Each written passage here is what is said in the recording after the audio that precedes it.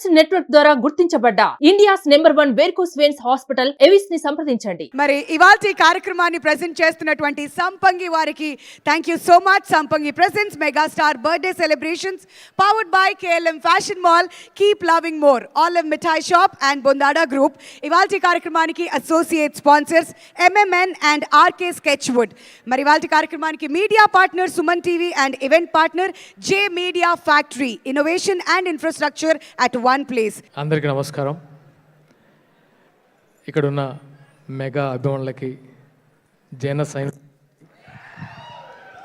జనసేన నాయకులకి, దర్శకులకి, పెద్దలందరికీ మనస్ఫూర్తిగా నమస్కారాలు. ముందుగా అన్నయ్యకి జన్మదిన శుభాకాంక్షలతో మొదలు పెడుతూ, చిరంజీవి గారి గురించి చెప్పాలంటే నాకైతే ఆ ఎక్స్పీరియన్స్ అర్హత ఉందని అనుకోవట్లేదు. ఆయన గురించి మాట్లాడడానికి అందరు చెప్పారు, ఎంత చెప్పినా ఆయన గురించి తక్కువే అన్న అభిప్రాయం.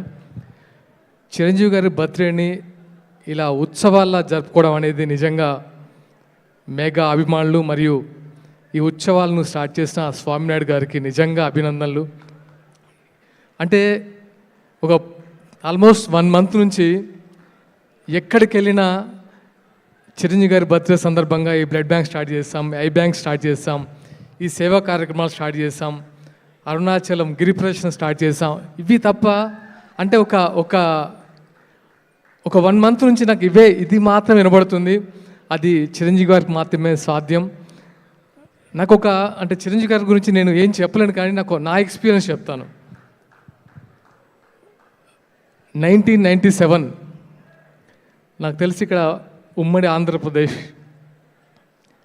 వరదలు వచ్చి స్టార్ క్రికెట్ స్టార్ట్ చేశారు 1997 LB స్టేడియంలో. అప్పుడు చిరంజీవి గారు, బాలకృష్ణ గారు, నాగార్జున గారు, వెంకటేష్ గారు అందరూ క్యాప్టెన్స్గా ఉండి ఆ మ్యాచ్ స్టార్ట్ అయింది.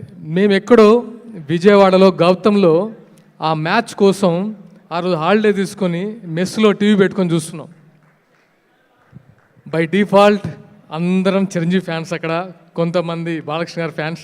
అంటే ఇక్కడ ఏ ఫ్యాన్స్ గురించి నేను యాడ్ చేయడానికి చెప్పట్లేదు, ఇన్సిడెంట్ చెప్తున్నాను అంతే.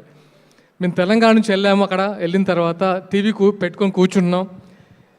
చిరంజీవి గారు బ్యాట్ పట్టుకున్నారు. మాకు టెన్షన్ స్టార్ట్ అయింది, ఇప్పుడు 6 వెళ్తుందా 4 వెళ్తుందా అని. ఆయన స్పోర్టివ్గా ఆడుతున్నారు కాబట్టి ఆ ఫస్ట్ బాల్కి అవుట్ అయిపోయారు. ఆల్మోస్ట్ నా లైఫ్లో అలాంటి దుమ్మిని ఎప్పుడు చూడలేదు. 500 మంది కొట్టుకున్నారు. అంటే ఆయన అవుట్ అయినందుకు ఆయన ఓటమిని భరించలేక టీవీ బద్దలు కొట్టి ఆల్మోస్ట్ స్టాబింగ్స్ అయినాయి, ఇంక్లూడింగ్ మీ. ఆ తర్వాత మమ్మల్ని సస్పెండ్ చేశారు, ఇంటికి వెళ్ళాం. ఇంటికి వెళ్తే మా అమ్మ వాళ్ళు అభ్యస్ తిడతారు, ఏంటి ఈ గొడవ ఏంటి, మిమ్మల్ని పంపించి దేనికి, చదువుకోవడం కదా, ఈ సస్పెండ్ ఏంటి, ఈ ఫ్యాన్స్ గొడవలు ఏంటని. కానీ మా ఫ్రెండ్స్ అందరం తర్వాత కలిసిన తర్వాత అనిపించింది, కామెడీకి కూడా చిరంజీవి గారు ఓడిపోవడం ఏంట్రా అని. That is Chiranjeevi. అంటే ఆయన ఓటమిని కామెడీకి కూడా తీసుకోరు. సో ఆ ఎక్స్పీరియన్స్ మనసులో అలా ఉండిపోయింది. నేను అప్పుడు యాక్టింగ్కి వస్తాను అనుకోలేదు, తెలియదు అంజనమ్మ గారు దగ్గరికి వస్తాను, నాగబాబు గారు చేరదీస్తారు, చిరంజీవి గారి దగ్గరికి వస్తాను, కళ్యాణ్ గారి దగ్గరికి వస్తానని నేను కళ్ళలో కూడా ఎక్స్పెక్ట్ చేయలేదు. నిజంగా ఇది డెస్టినీలా ఫీల్ అవుతాను.